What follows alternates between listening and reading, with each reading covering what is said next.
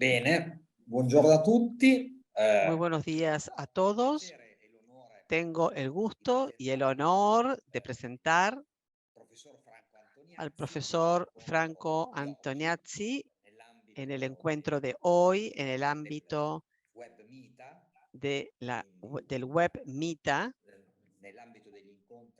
en el ámbito de los encuentros entre Universidad de Parma y Universidad de Buenos Aires en el sector de tecnología de los alimentos. El profesor Antoniazzi nos va a hablar hoy de la shelf life de los productos panificados.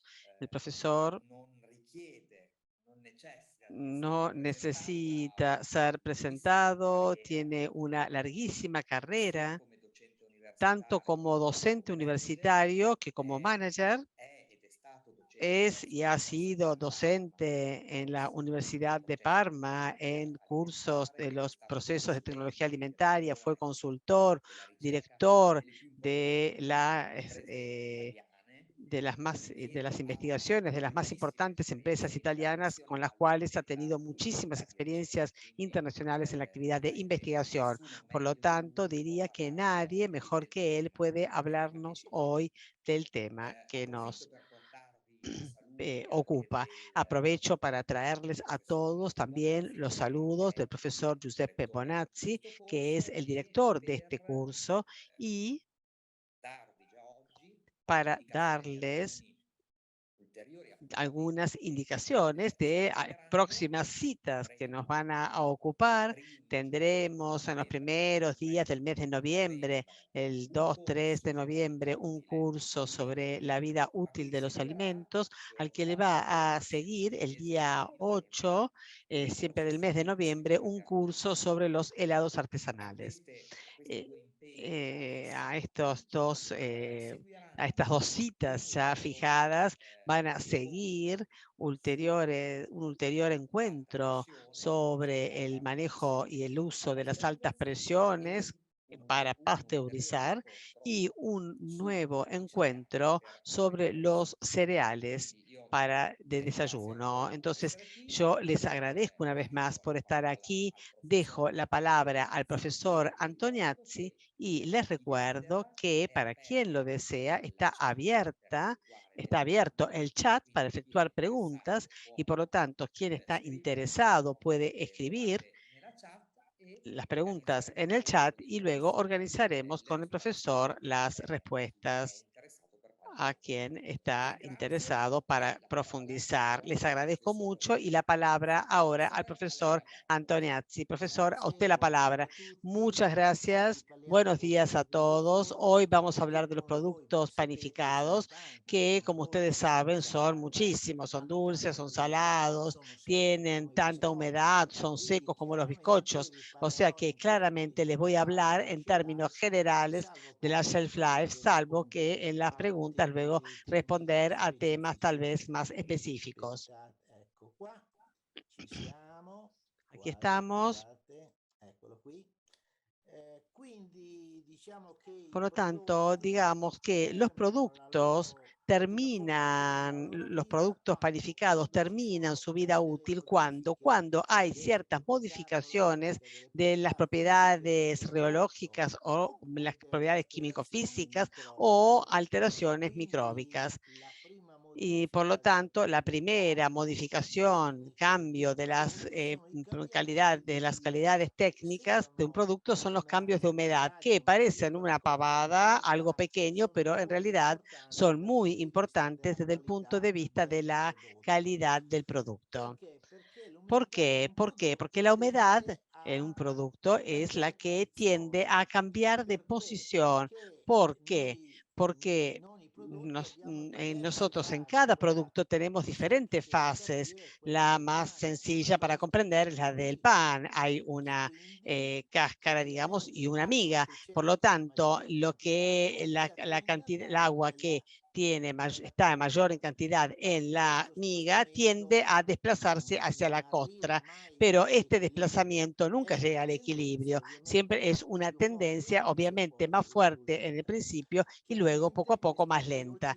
Lógicamente que esta velocidad del desplazamiento dependerá de la diferencia. Si ustedes tienen dos fases bastante cercanas de humedad, prácticamente será una velocidad inexistente.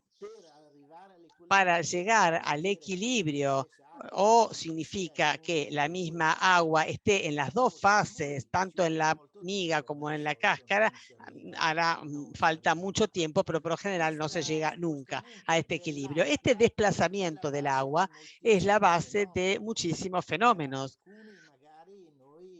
Algunos, tal vez, nosotros no creemos importantes, pero en realidad sí lo son.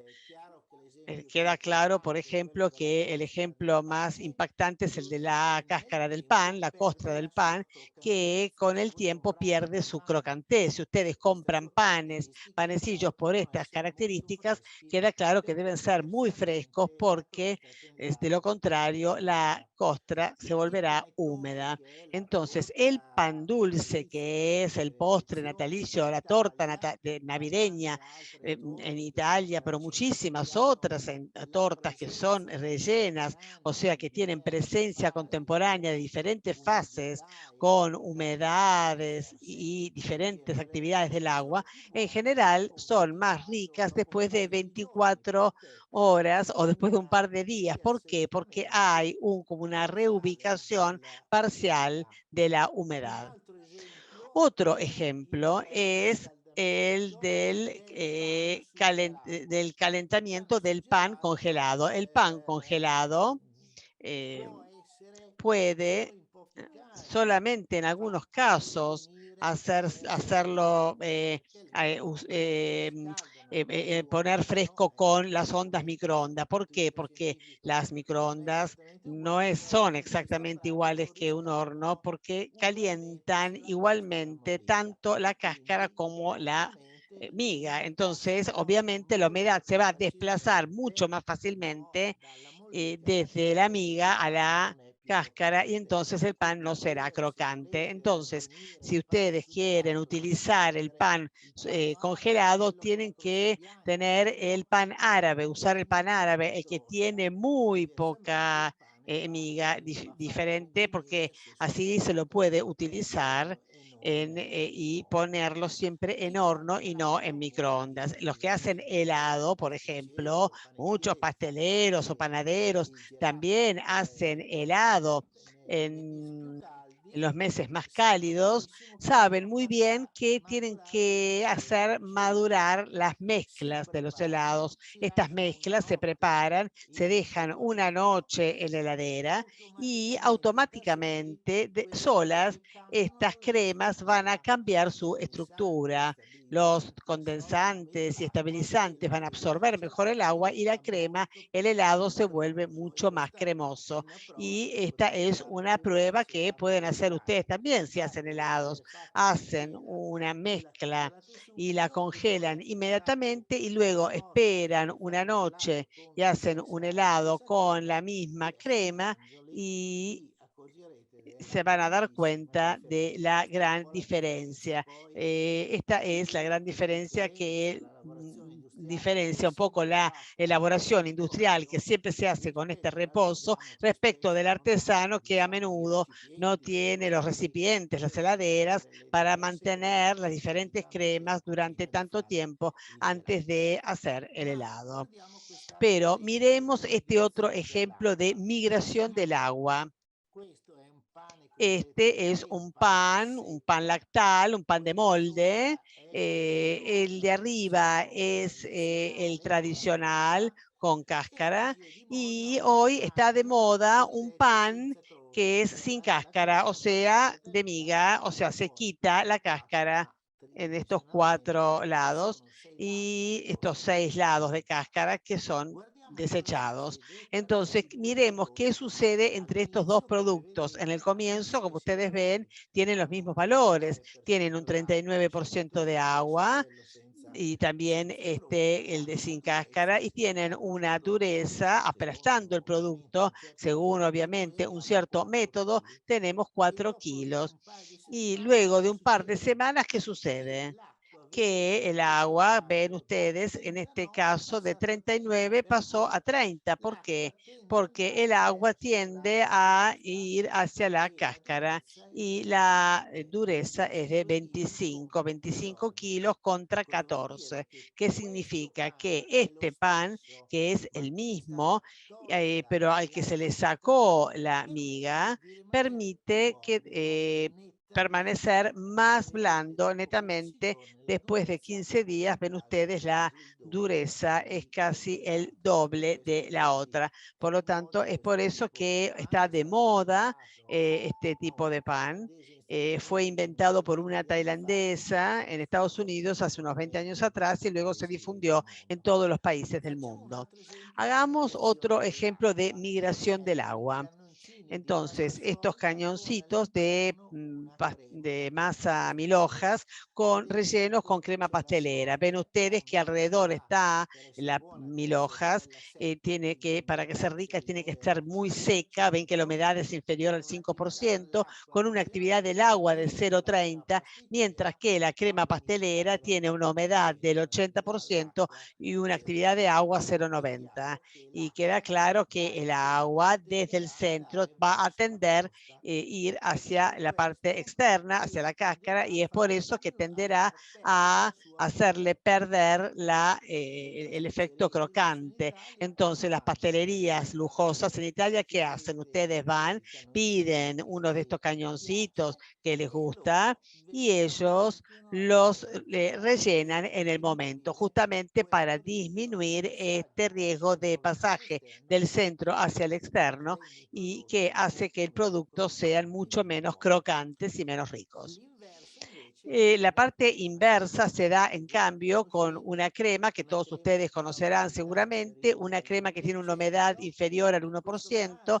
En este caso, si ustedes lo ponen sobre un pan, ¿qué sucede? Sucede el efecto inverso. Significa que un pan de hamburguesa puede tener una humedad del 30%, entonces la humedad desde el pan tiende a pasar a la crema de chocolate y avellanas, y por lo tanto el producto tenderá a volverse duro y la crema no rica. Entonces, este pasaje se puede hacer solamente si es comido inmediatamente. Si ustedes los dejan ahí un día, este producto obviamente perdió todas sus características cualitativas.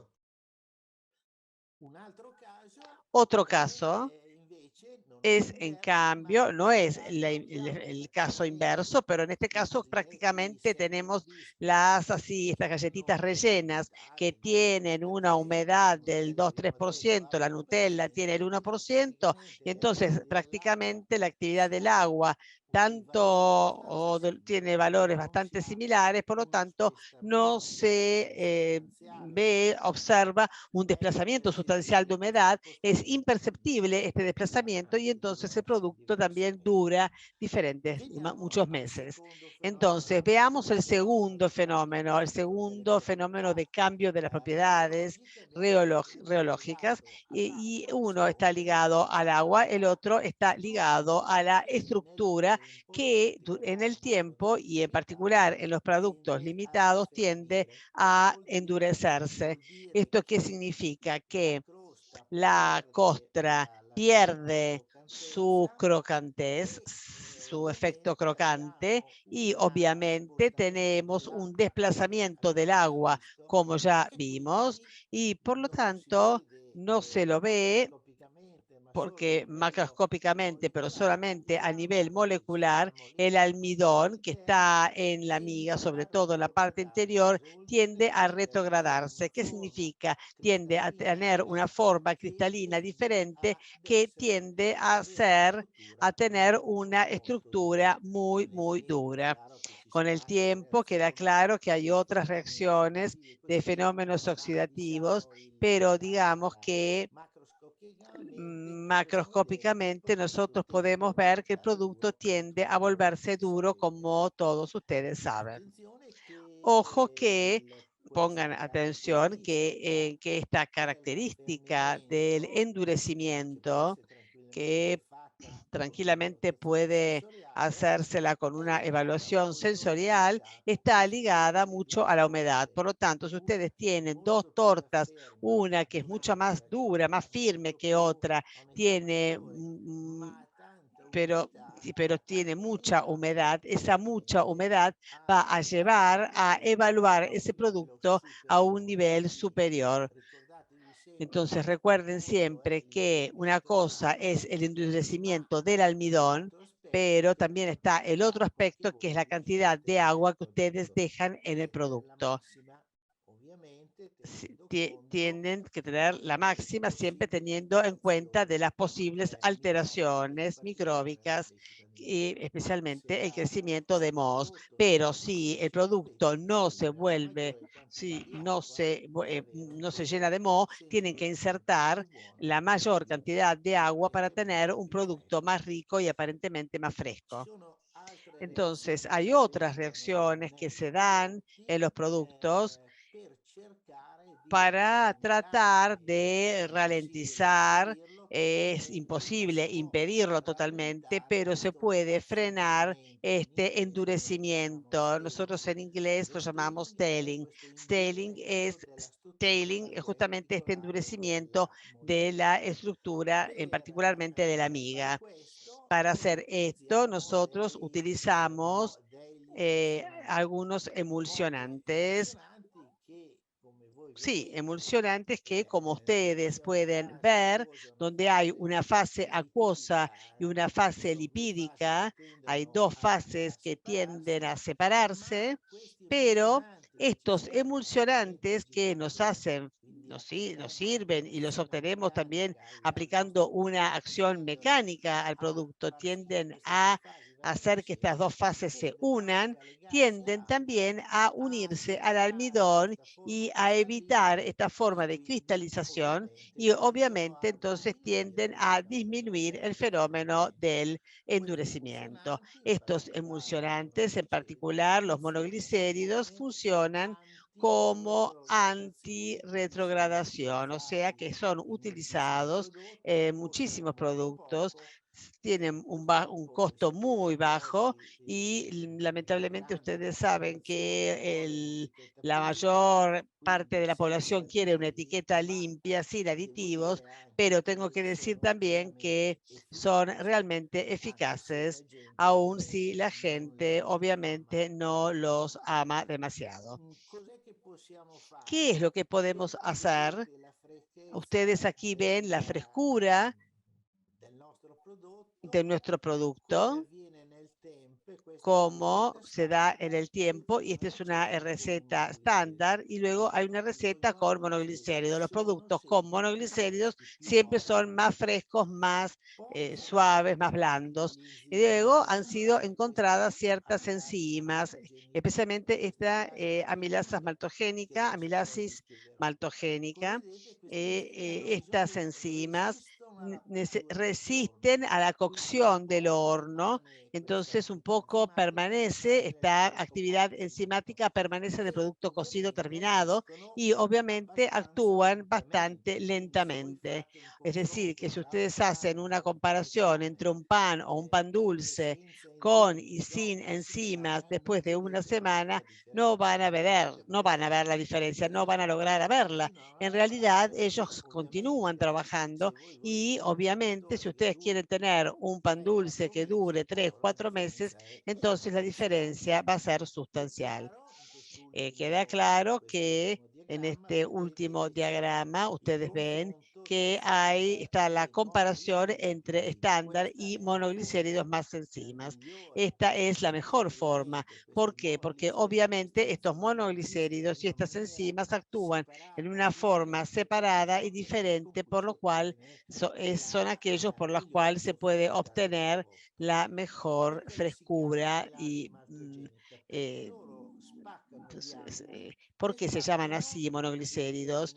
Porque se llaman, porque parten los almidones en dos partes de gluquesa más glucosa, y esto es malta, pero continúan rompiéndolo y evitan entonces la cristalización, pero contemporáneamente, cada vez que despegan esta molécula de dos glucosas pegadas, que es la maltosa, producen también una molécula de agua. Entonces, en el tiempo existe esta continua, lenta formación de humedad y entonces el producto permanece blando también por este fenómeno.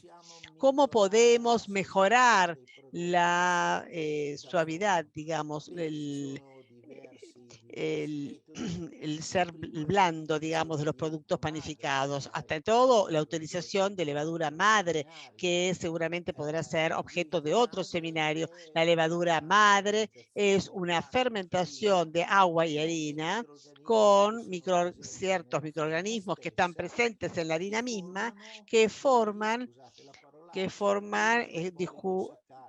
isopolicosacáridos, disculpen la palabra, pero son moléculas muy largas y tienen esa función de mantener juntas, de formar una gelatina, como en las mermeladas. Ustedes agregan pectina, en la levadura madre forma esta especie de moléculas muy largas que se parecen a la pectina y que mantienen blando el producto, esponjoso. Entonces, mecánicamente, el producto con mayor volumen es más esponjoso y entonces, obviamente, la tecnología de productos panificados tiende a aumentar con muchos sistemas que ustedes seguramente conocen, tienden a tener el máximo de estas, como agregando harina de fuerza, agregando gluten, agregando un poco de leche que mantiene bien la estructura. La soja también liga el agua y por lo tanto nos permite con más agua de hacer trabajar más la levadura y de tener un mayor volumen. Luego, ya dijimos, nos hacen falta monoglicéridos. Los monoglicéridos no están permitidos en Italia, no sé, en la Argentina, porque las leches de los productos orgánicos no son todas iguales. En América hay diferencias muy grandes respecto de la ley europea. De todos modos, en Italia, por lo menos en Europa, los productos orgánicos no permiten el uso de los monoglicéridos.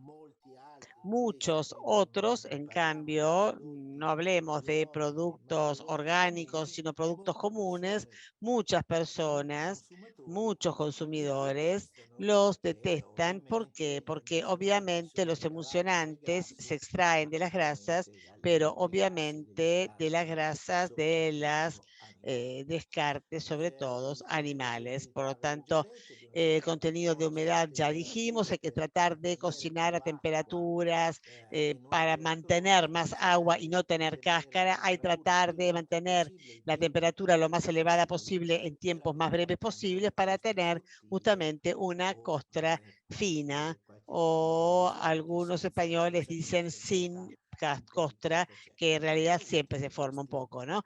Y luego, por último, estas enzimas maltogénicas, que para la ley europea no son aditivos, sino que son coadyuvantes y por lo tanto no deben ser declarados y forman parte de la etiqueta limpia porque no se tienen que declarar. Por lo menos esta es la actual ley.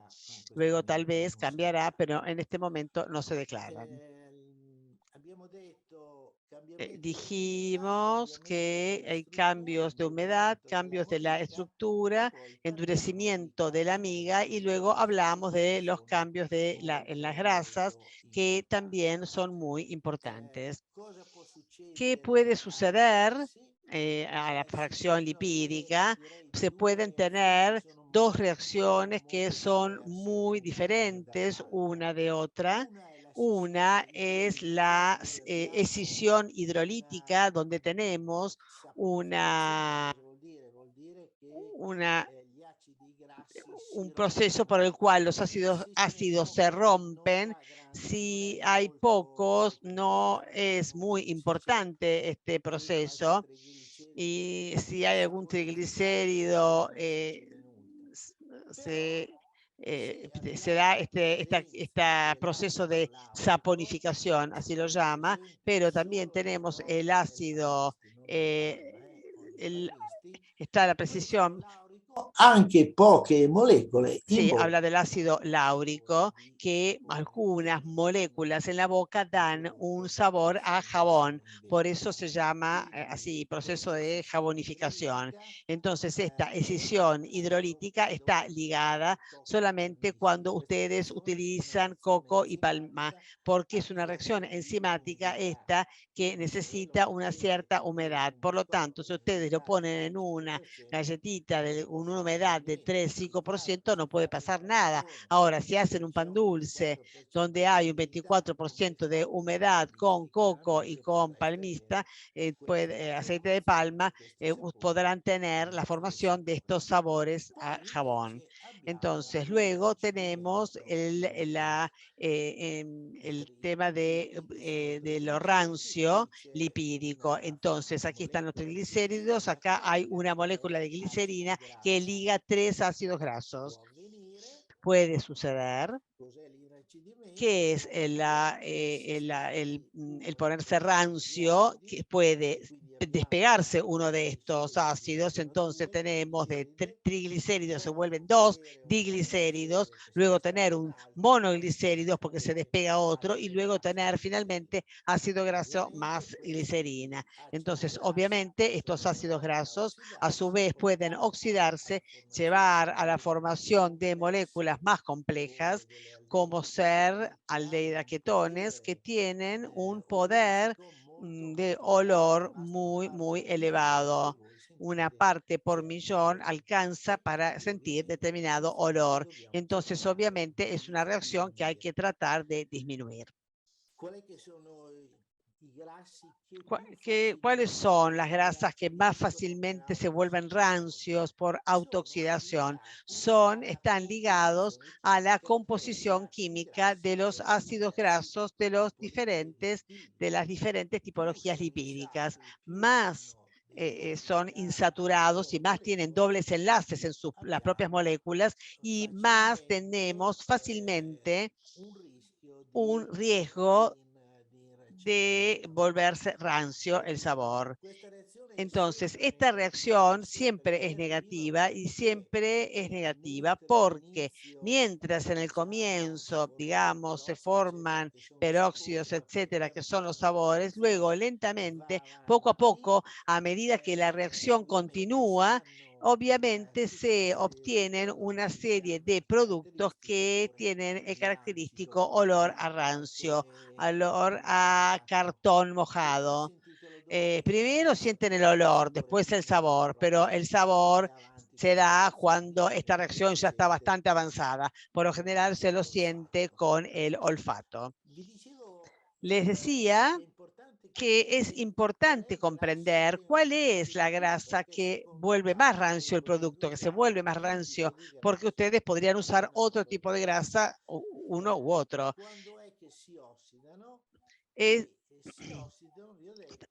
También, ¿por qué se oxidan? Se oxidan también en base a su grado de saturación. Aquí puse un ejemplo de estos 4 ácidos que están presentes en muchísimos lípidos vegetales: esteárico, leico, linoleico, linolénico. El primero totalmente saturado, el segundo tiene un grado de insaturación, el tercero 2 y el cuarto 3. Pero cuidado que la velocidad de oxidación, miren, ven ustedes, aquí estamos en el orden de miles de veces. Entonces alcanza con decir que si tomamos el último, el linolénico, alcanza con un 1% en la fórmula, que vale 25 veces el esteárico, que entonces, ojo, cuidado, que estas son velocidades estratosféricas de oxidación.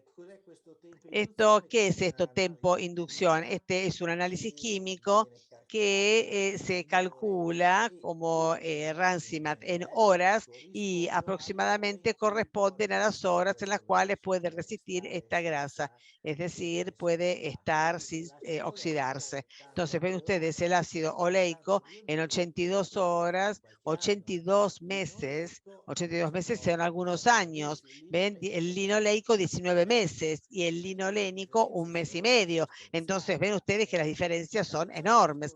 Entonces, cuidado, porque esto vale para todas las grasas, pero también las grasas que están incluidos en nuestros ingredientes. Si, por ejemplo, pensamos en las avellanas piemontesas y todo el mundo dice son las mejores avellanas, no, no es que es más rica que las otras, es que esa avellana se conserva más que las otras porque no tiene presencia de esta insaturación a nivel de 3 grados de insaturación. Entonces,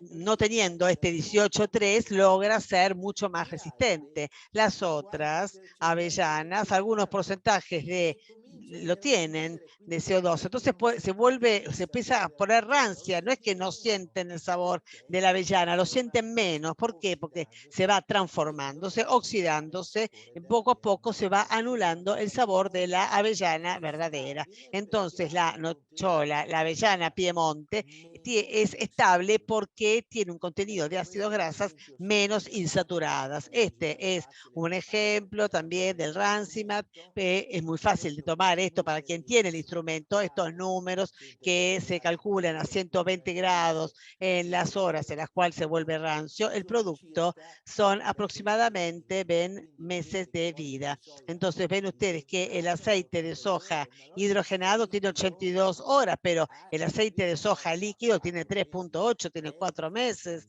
Es fácilmente fácil de ponerse rancio y fácilmente oxidable. Entonces traten de usarlo poco si es posible. Ven ustedes aquí el óleo de palma. Dejemos de lado los hidrogenados, que antes se hacía esta hidrogenación para hacerlos durar más.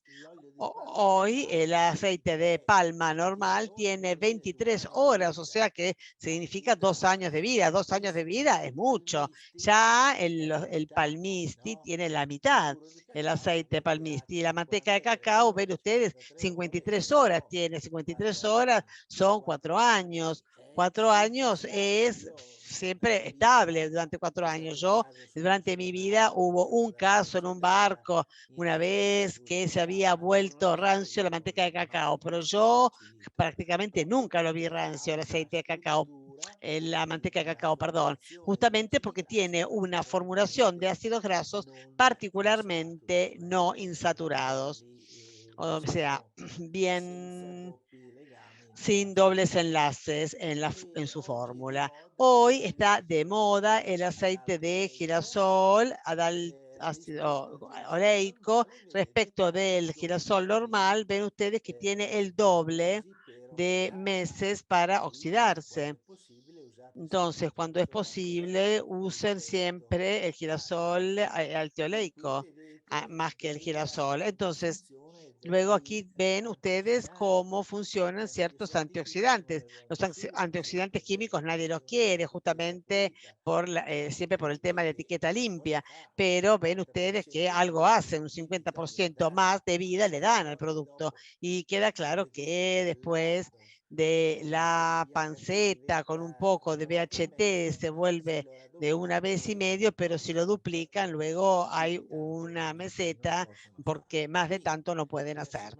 Entonces, resumiendo, la autooxidación es una bomba que siempre puede explotar y puede siempre explotar cuando en función del grado de insaturación de las grasas más tienen y más fácilmente va a explotar. La presencia de antioxidantes que ustedes van a agregar o que están naturalmente en el producto. La avellana es muy rica de antioxidantes, pero si ustedes las dejan enteras es una cosa, pero si ustedes la pican, obviamente va a haber un compartir con las sustancias antioxidantes naturales que se rompe y entonces no tendrá más esta acción antioxidante o no la tendrá tan marcada. Los metales son catalizadores de esta reacción. Por lo tanto, en la fábrica no debe haber maquinarias ni de cobre ni de hierro. Todos dicen, pero yo no tengo hierro. Bueno, antes vayan con un imán y fíjense si tienen, que se encuentra a veces hierro en contacto con el producto. Entonces, queda claro que esta operación de oxidación se basa sobre el oxígeno, lo dice la palabra misma. Entonces, ustedes ponen al vacío o en un lugar donde hay poco oxígeno, queda claro que esta autooxidación no va a comenzar. Y al contrario, la luz es un catalizador importante para catalizar los rayos UV, por lo tanto, la luz es peor. No pueden poner en vidriera cosas que fácilmente pueden oxidarse. Entonces, todas las reacciones químicas, aumentando la temperatura, aumentan la velocidad, por lo tanto, tienen que mantener temperaturas bajas. Luego, hay también ciertas enzimas que favorecen. ¿Por qué? Porque rompen los enlaces anteriores, el estado típico del germen de trigo que fácilmente se vuelve rancio.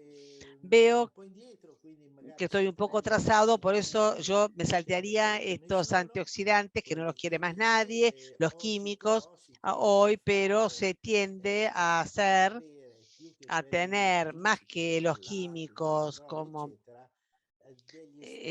extractos, antes se usó el extracto de romero, hoy hay otros tipos de extractos que tienen esta función de antioxidantes, pero no son declarados como antioxidantes, sino como ingredientes. Por lo tanto, en el ámbito de la etiqueta limpia, tienen un gran interés. Terminados los problemas de alteración de la estructura ligada al agua, ligada a los lípidos y al almidón, tenemos las alteraciones. La más importante es la de los mohos. Decimos enseguida que un producto, una vez salido del horno, no posee ninguna forma vegetativa de mohos. Habrá alguna bacteria, pero nada importante. Los mohos, que son los que se van a desarrollar en el producto, derivan de la contaminación de las áreas, es decir, en el lugar, en el horno. Obviamente, para contrarrestar el crecimiento de mohos, nosotros recurrimos sobre todo a la actividad del agua. Tratamos de mantenerla lo más baja posible, más baja de lo que normalmente se hace, o sea, se suele hacer. Por ejemplo, en la crema pastelera, donde tenemos una actividad del agua muy baja, queda claro que nos vamos a ayudar sobre todo con la temperatura. Tenemos que mantener los productos a una temperatura refrigerada, en algunos casos también con atmósfera protegida, con CO2 en particular. En cambio, los que tienen actividad intermedia, que es 0,82 o 0,90, como el bizcochuelo o el pan dulce, aquí tenemos que intervenir en forma muy fuerte con el alcohol para mantener quietas a los mohos. Y luego están las magdalenas, que es ese producto francés muy difundido, que prácticamente si nosotros logramos estar por debajo de 0,74, 0,76, el producto es prácticamente estable. Claro que si ustedes empiezan a bajar a 0,72, aquí también tendremos crecimiento de mohos y tendremos otros productos donde en cambio no crece nada. En todos nuestros productos vale que tenemos que siempre aplicar más obstáculos. Es decir, no hace falta, no alcanza con un candado, pero hace falta muchos candados para mantener inmóviles nuestros mohos y que no se desarrollen. Tenemos la contaminación de la receta, tenemos una contaminación que hay que imitar, son plantas. Luego tenemos es algo que está en el medio entre producción y distribución, porque nosotros lo ponemos en producción, pero después nos sirve durante la conservación, que es el alcohol o la atmósfera modificada. La temperatura de conversación, ya se los dije, y luego la duración de la shelf life. Queda claro que ustedes no pueden tener de ningún producto una shelf life infinita. Queda claro que más breve es la shelf life y menos riesgos ustedes tendrán para el crecimiento micróbico. Esto yo lo saltearía porque esto es un poco la explicación de la actividad del agua que van a tener que aproximadamente tienen que saberla, y este es nuestro campo. Ven ustedes que la crema pastelera tiene valores de actividad del el agua o actividad relativa de equilibrio, que es la actividad del agua multiplicada por 100. Esta sería una actividad del agua de 0,93 o una humedad relativa de equilibrio de 93. Y aquí estamos en el límite, ven, del crecimiento de micróbico. Estas madelinets, que son estas galletitas, si están en un ambiente limpio, en humedad justa, pueden mantenerlas también a temperatura ambiente sin ningún otro cuidado.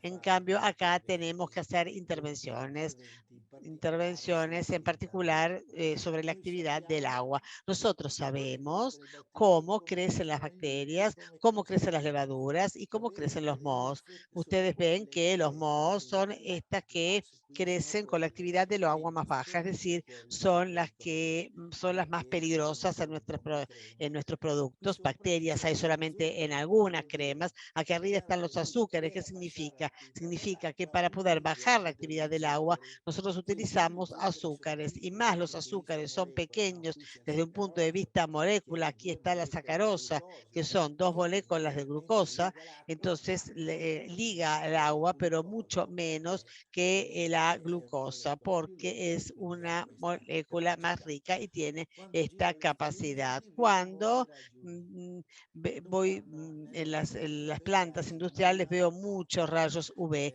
y hacen muy poco. Si ustedes me dicen que lo usan para sanificar el aire, ok, lo acepto. Si en cambio me quieren contar que sanifican el producto, les digo que no es absolutamente cierto. ¿Por qué? Porque mientras que hay un tiempo de exposición que ustedes ven para una reducción decimal, pero que no les alcanza, tienen que hacerlo por lo menos 2 o 3 valores decimales y de 10 a 200 segundos, porque las MOS son 200.000 y hay muchísimas, y algunas son más resistentes. Entonces ustedes ven que si es 3, supongamos que sea solamente 20 segundos, tienen que hacer un tratamiento de 1 minuto, pero que nadie lo hace. ¿Por qué? Porque son lámparas que son puestas en una cinta y la cinta va a una cierta velocidad. Cuidado que estos rayos ultravioletas, si me dicen para limpiar el aire está bien, pero para el producto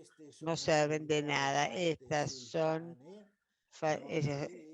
están hechas sobre el pan, y ustedes pueden ver que como intensidad UV muy fuerte, cuanto más los productos duran, aquí duran 4 días y acá duran 8 días, o sea, son números pequeños por lo que nos interesa a nosotros. Queda claro que lo ideal sería tener cámaras blancas. Cámaras blancas significa ambientes donde la contaminación micróbica está controlada a través de filtros micróbicos y por lo tanto el aire es muy limpio.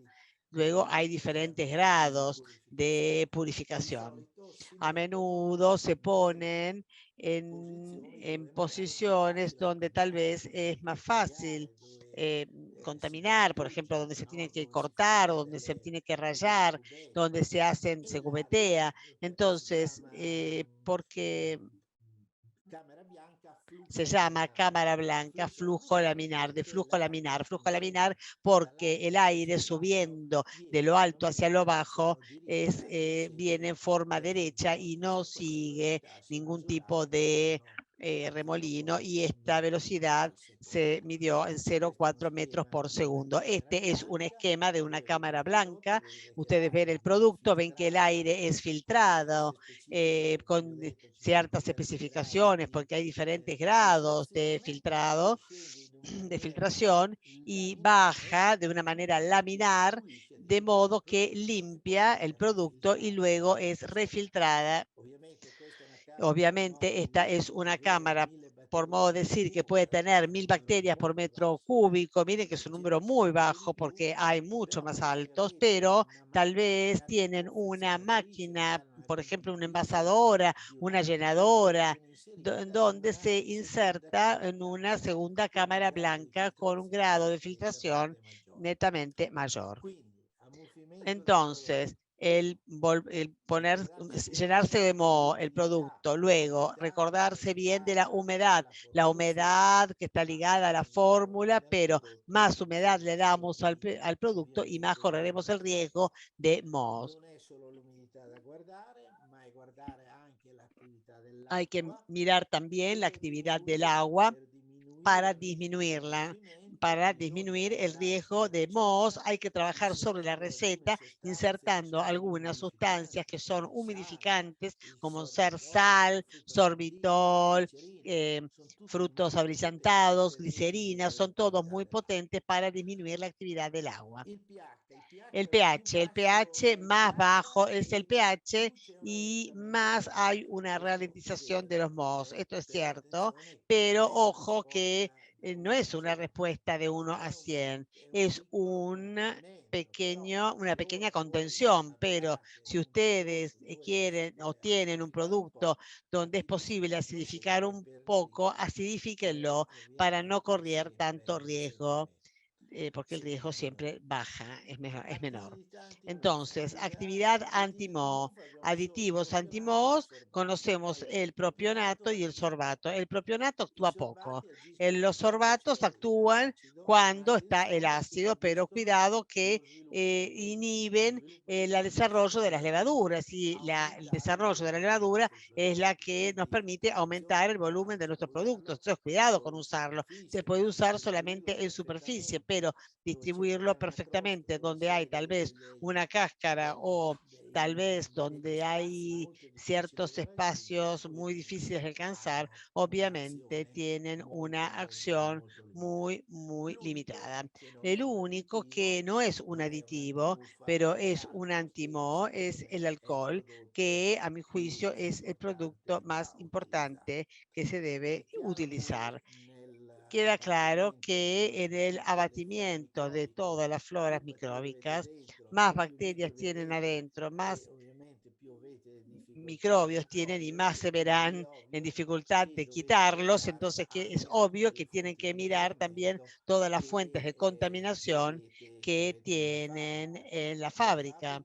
En la fábrica, ciertamente, el ingrediente o digamos el material que da mayor contaminación es el cartón ondulado, el cartón en general, o sea que la última fase donde ustedes ponen los productos debería estar separado, tendrían que hacer una pared con un agujero en la pared y decir, bueno, aquí tenemos una presión de aire donde no puede entrar la contaminación que está en el exterior donde están los cartones, las condiciones sanitarias de las plantas. Las plantas tienen que estar limpias. Recuerden que los mohos no es que vuelan por el aire, están pegados al polvo. Entonces, cada polvo que hay en el ambiente es una fuente de contaminación. El proceso tiene su importancia.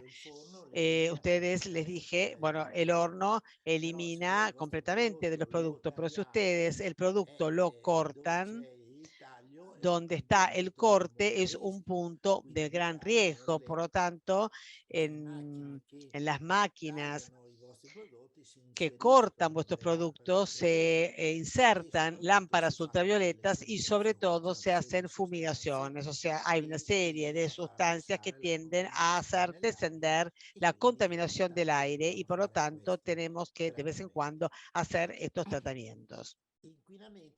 Contaminación ambiental. Queda claro que lo ideal sería tener la cámara blanca, pero la cámara blanca es muy cara y se aplica en algunas condiciones particulares. Debemos recordar que los mohos en el aire crecen cuando. Esto vale para Italia, no vale para Argentina, que obviamente es al revés. En los meses de verano, cuando hace calor, tenemos en nuestras plantas industriales que es la duplicación del contenido de mohos, y en efecto tenemos casos de mufas de mohos en los periodos de verano porque hay una mayor contaminación del aire y luego tenemos una mayor temperatura que permitirá el crecimiento.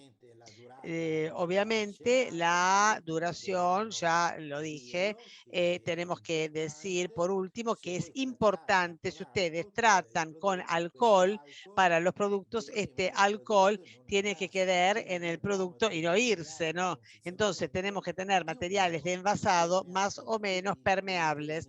Es decir, por ejemplo, el politeno, el que es medio blando, no funciona bien. ¿Por qué? Porque es muy permeable. En cambio, el polipropileno no, porque retiene el alcohol.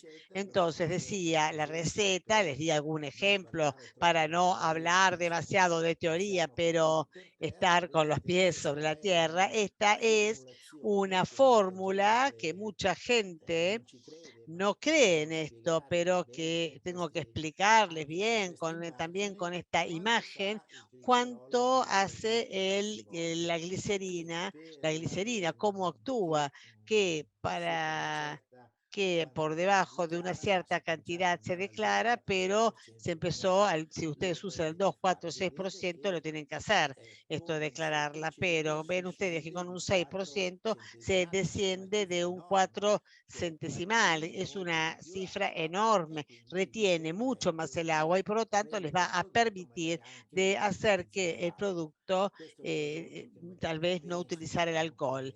Este es un producto que seguramente ustedes conocerán la marca porque en Argentina hay una gran fábrica que es Kinder, esta marca la conocen, y ustedes ven que de los ingredientes el glicerol está un poco antes que la leche, entonces significa que la glicerina es mayor al 7%. Este es un producto donde no se agrega alcohol porque ustedes saben, el alcohol a los niños no se le debe dar y en estos bocaditos son para los niños. Entonces, no es, por cierto, la cantidad que se le puede dar a los niños, pero obviamente para el principio de seguridad mayor, si es posible, no lo usemos. Luego, entonces, esta es la acción del alcohol sobre el pan, dando un ejemplo anterior. Ustedes ven que depende de la fórmula. Ojo, este es pan, no hay azúcar aquí, pero verán que con el 1,5 dura 50 días. Entonces el alcohol es efectivamente una gran ayuda. La atmósfera modificada, es cierto que, digamos, sin oxígeno el crecimiento de los mohos es imposible, es imposible, pero bueno, puede dar un crecimiento muy lento y está en el medio algunas cosas, hay en el medio algunas cosas para hablar. Es cierto que el anhídrido carbónico nos ayuda, pero depende un poco de las condiciones de qué continuación tenemos. No hay una seguridad absoluta de tener productos sin moho inyectando simplemente CO2 en el envase, aún porque industrialmente con los mejores métodos siempre se deja un 1% de oxígeno en el envase y luego hay una permeabilidad del oxígeno en el aire que pasa dentro del envase. Entonces ustedes ven que sobre la atmósfera modificada hay números, pero muy, muy diferentes y por lo tanto, y seguramente no dan una seguridad absoluta. Esto es para Estas son pruebas hechas con el mismo modelo del pan. Ustedes ven que el alcohol respecto del UV, del sorbato y del propionato, es evidente que hay que utilizar el alcohol como lo hace la mayor cantidad de gente en el pan industrial y el de las meriendas, como los bocaditos. También el alcohol es el medio más potente. El alcohol para la ley europea no es un aditivo, pero es un ingrediente hasta una cierta cantidad, es un solvente, por lo tanto no debe declararse. Y obviamente esto vale para Italia y la Comunidad Europea debe declararse, pero obviamente en el último lugar porque hablamos de 1 gramo sobre 100. Yo habría terminado, pero espero tener vuestras preguntas de modo tal que yo pueda contestarles.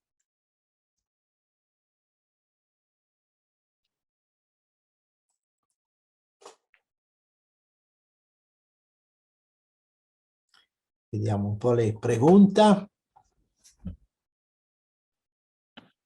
Ok.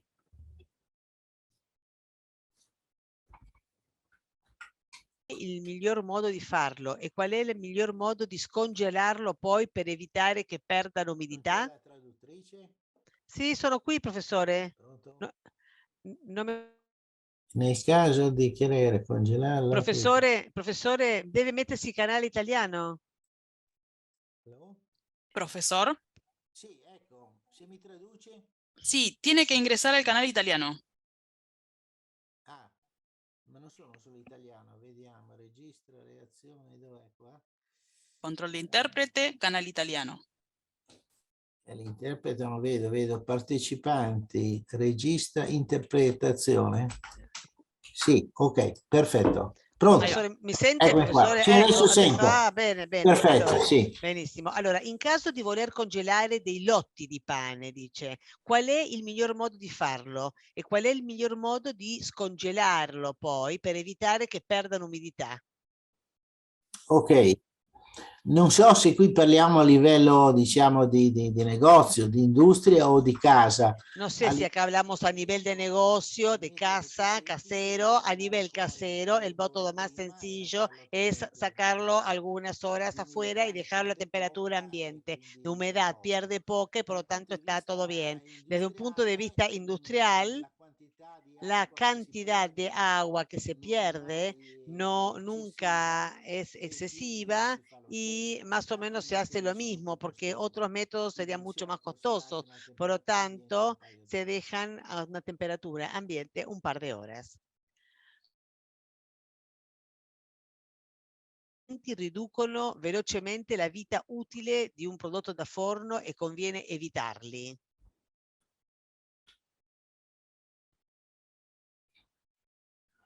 Sì, beh, sì, ma diciamo in teoria. Digamos, en teoría,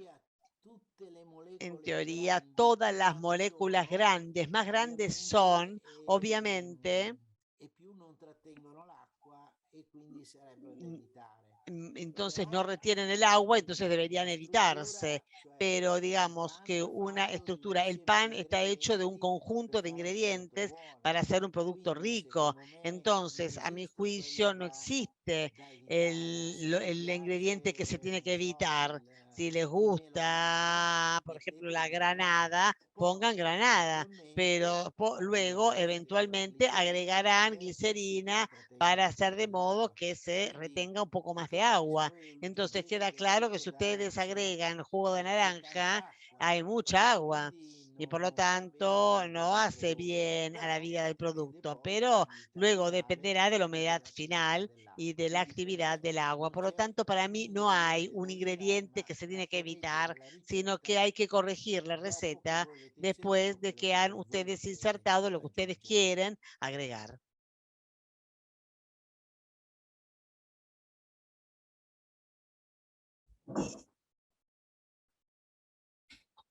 Che la loro composizione involucra molto più amido nella ricetta che aggiunto si può che cosa si può aggiungere per fare in Sì. modo di migliorare la durabilità del prodotto?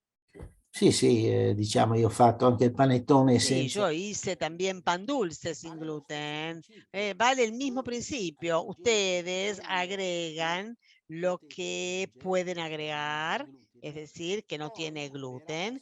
Y luego para bajar la actividad del agua agregan, como dije antes, glicerina, glucosa, ácidos, si es posible, determinados ácidos, porque estos son los que van a ligar el agua, el sorbitol también si quieren, porque ligan, enlazan el agua y lo mantienen húmedo, pero los productos sin gluten se arranca siempre con humedades siempre mucho más elevadas que los otros productos estándar, justamente porque tienen mucho gluten.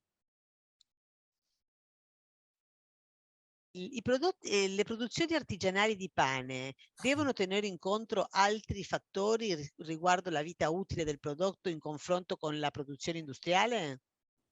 Ma diciamo che i prodotti artigianali... Digamos que los productos artesanales por definición tienen una vida más breve, no está la necesidad de los grandes productores de pan de molde que quieren que dure 3, 4 meses en Italia. Entonces están aventajados. Entonces traten de hacer los productos lo más ricos posibles. La vida útil no es el factor más importante, porque si ustedes hagan siempre un producto, algunos días dura y tal vez esto sea suficiente para las ventas artesanales.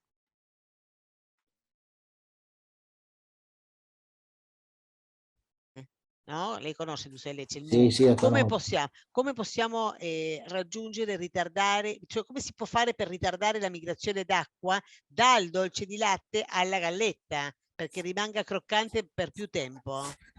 La fisica è la fisica, non si La può... física es la física, no se puede, obviamente, si ustedes van a tirar una moneda al piso, hacer que se quede en el aire. Sí, se podría con algunos métodos muy costosos y muy complicados, pero las leyes son físicas. Por lo tanto, el dulce de leche tiene mucha agua y afuera hay una galleta que es bastante seca. Entonces, la única cosa que pueden hacer en la fórmula del dulce de leche agregar, como vimos, agregar humectantes que son las glicerinas, agregar el sorbitol y tanto de glucosa y tal vez poca azúcar, o sea, tratar de retener el agua, pero queda claro que se obtiene lo que se obtiene, porque como digo, es una ley física que el agua se desplaza de un lado al otro. Ciclodestrine come, Emulsionante. sì, come Sì. emulsionanti. Sono malvisti in Europa? Ma sì, si usano, ma sono di piccolissimi consumi. Pero se usan en consumos muy pequeños y son carísimas. Ante todo, son moléculas, como decía, de ciclo, o sea, es un almidón que forma ciertos anillos. Tal vez son 10 moléculas de glucosa que forman un anillo. Entonces, en este caso, se vuelve poroso. Entonces, pueden mantener adentro de sí mismo, retener aromas o grasas, pero son casos muy particulares.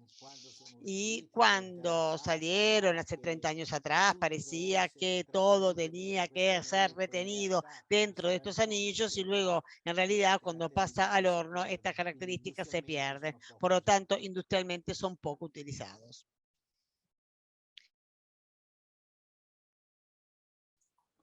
Possono adottare questi procedimenti nei prodotti organici, cioè biologici, celiaci o per vegani? Ma qui dipende dalla legislazione che... Aquí va a dependerle de la legislación, que obviamente yo no conozco la Argentina. Para los celíacos sí, no hay ningún problema.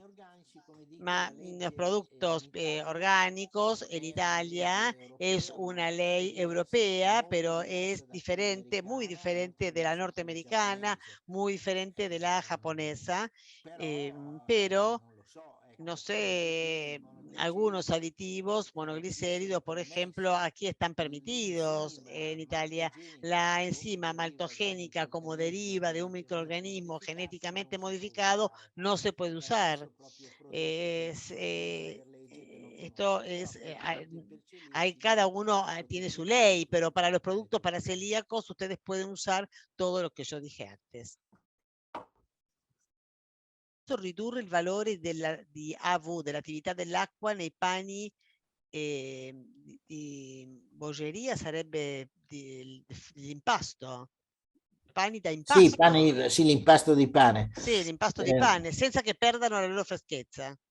Qui vale sempre la legge física. Aquí vale siempre la ley de la física. La ley de la física dice que más pequeña es la molécula y más retiene el agua. Por lo tanto, la levadura química, no es el caso de la pan, pero en otras tortas sí. Por ejemplo, la levadura química son moléculas muy pequeñas, el ácido cítrico, el bicarbonato.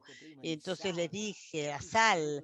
Entonces ustedes tienen que tratar de utilizar la mayor cantidad posible de sal desde un punto de vista de la actividad del agua. ¿Por qué? Porque la hace descender, así como la glicerina, porque yo les mostré ese producto Kinder que tiene por lo menos el 8%, es una gran cantidad, o bien el sorbitol, o bien un poquito de glucosa, pero ustedes están hablando de pan, estamos en el salado, o sea que productos dulces tienen que usar pocos.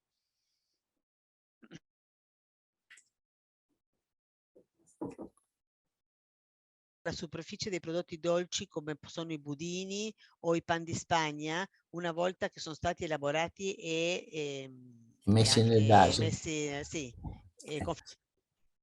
Ma diciamo che allora il migliore conservante Entonces, el mejor conservante es la temperatura refrigerada. Estos productos en Italia son todos vendidos a más 4 grados aproximadamente. Su duración por lo general no supera los 30-40 días y el tiempo reducido, temperaturas bajas. Luego, el otro punto es la de envasar en lo posible en caliente. Se pone en el envase, pero el producto está en 70-80 grados y esto no es posible con las galletitas, pero si ustedes se mantienen conservados a 4 grados, se alcanza una conservación de 30-40 días.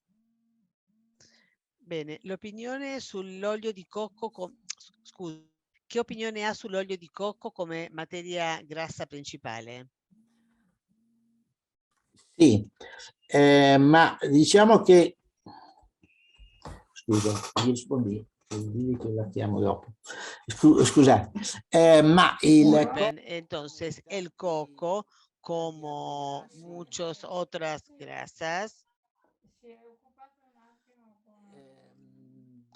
il cocco vale come tanti altri grassi. Il cocco è un grasso molto fresco. El coco es una grasa muy fresca, es una grasa muy rica, se usa en muchos productos donde, por ejemplo, en los postres frescos y refrigerados, desde el punto de vista nutricional, para quien tiene problemas de digestión estomacales, es positivo netamente porque tiene ácidos grasos un poco particulares y yo lo veo positivo. Luego dependerá obviamente del gusto de las diferentes personas.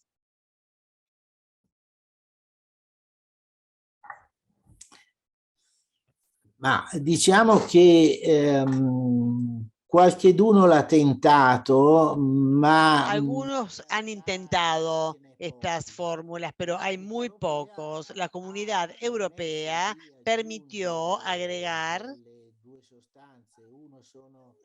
dos sustancias. Unos son los arabinoxidanos y otros son los, ahora no me acuerdo qué son, pero son dos productos que agregados en ciertas cantidades se puede declarar el pan para los diabéticos, pero la cantidad de carbohidratos debe ser muy baja y por lo tanto hay ciertas dificultades técnicas.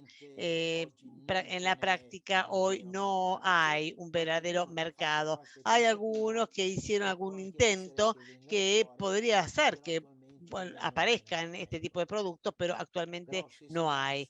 Pero si uno va al registro, que está todo en inglés, de los claims saludables de la Comunidad Europea, ustedes encontrarán las sustancias que están permitidas y con, obviamente, todas sus especificidades, cuántos gramos, tiene que tener 8 gramos de adino pinoxidano, pero no debe tener más de tantos carbohidratos y así sucesivamente.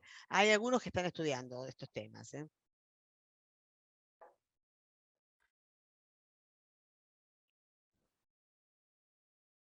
Bene, grazie allora.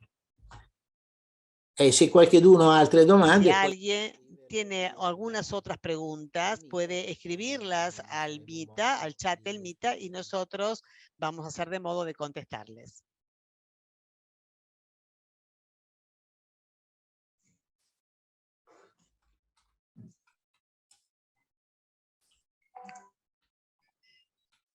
El profesor tiene el micrófono silenciado. Microfono a Mattias. Ah, scusate, però Disculpen, como realmente un agradecimiento al profesor, como siempre, muy claro. Y para decirlo, digamos, uno siempre aprende muchísimo de él y se ven las links entre las dos materias. Por lo tanto, muchas gracias. A mí me ha servido también mucho. Entonces, muchísimas gracias. A la próxima. arrivederci. arrivederci a tutti. Hasta luego a todos. Adiós.